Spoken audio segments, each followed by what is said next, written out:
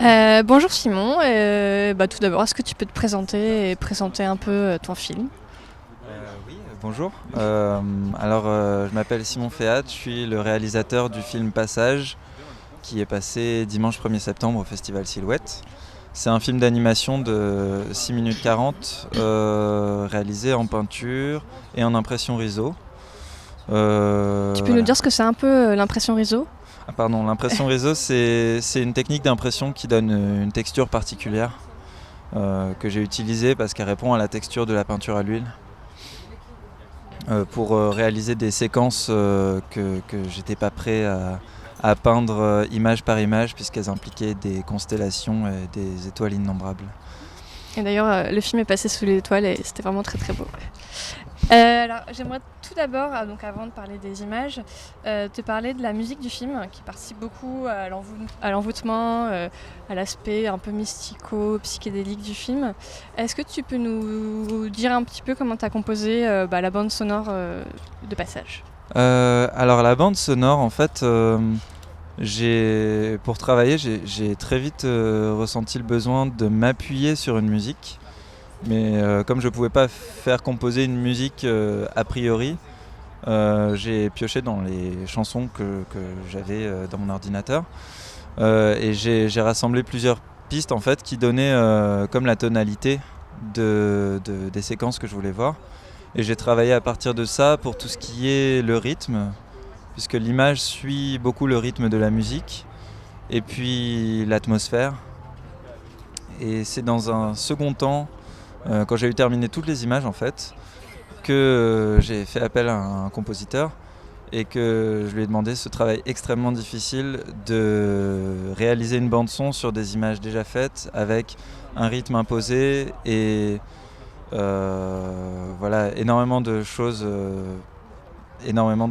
que j'avais aimées dans la musique que je lui ai demandé de retrouver. Et ce qu'il a fait, c'est 10 fois mieux en fait que les musiques d'origine. Et ça m'a rendu très heureux.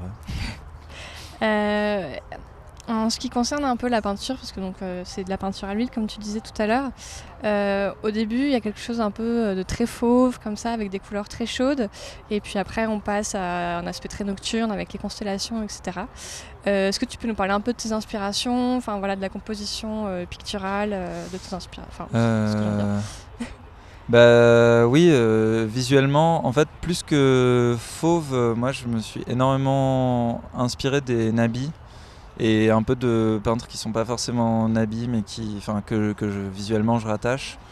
Donc là-dedans, je mets beaucoup Maurice Denis, Gauguin, je vais en oublier c'est sûr, mais il y a Vallotton, euh, Vuillard, Bonnard, enfin, il n'y a pas forcément de thématique qui les relie entre eux, mais disons je me suis inspiré de mes peintres préférés.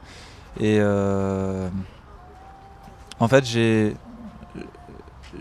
trouvé plus simple de peindre sans forcément savoir ce que je voulais raconter, de sortir, de produire des images et ensuite de trouver la connexion entre ces images. Ok. Tu m'as dit tout à l'heure que c'était un film un peu familial, que tu avais fait participer beaucoup de gens sur ton film, notamment tes parents. Est-ce que tu veux dire un ou deux mots dessus? Il y a mon père en fait qui est musicien et qui n'a pas fait l'essentiel de la bande sonore mais qui a réalisé la chanson qu'on entend à la fin, qu'il a réalisée avant en fait. Et elle faisait partie de mes musiques d'inspiration aussi, mais pour celle-ci je lui ai simplement demandé de la refaire. Voilà. Et ma mère a fait beaucoup de peinture sur le film, ainsi que énormément de mes amis qui ont fait certains 3 cases, certains 10 pages. Mais il y a eu énormément de petites mains sur ce film. Comme dans l'animation en général, j'imagine. T'as mis combien de temps d'ailleurs pour faire ce film? Euh,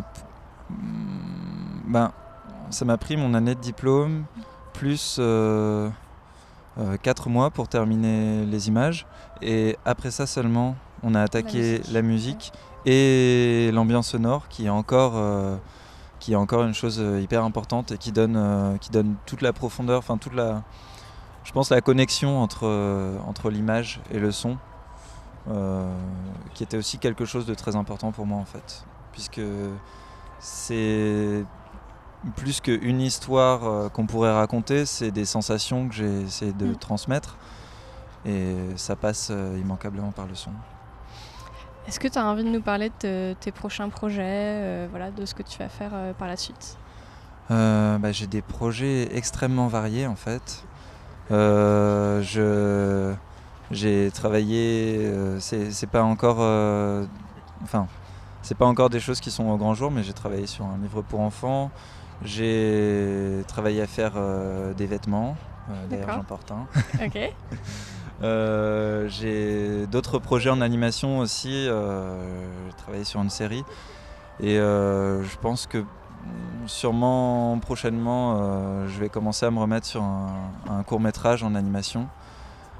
Après, je pourrais pas dire que je vais forcément refaire les mêmes techniques ou les mêmes thématiques. Ça peut être complètement différent. Ok, bah merci beaucoup. Merci à toi.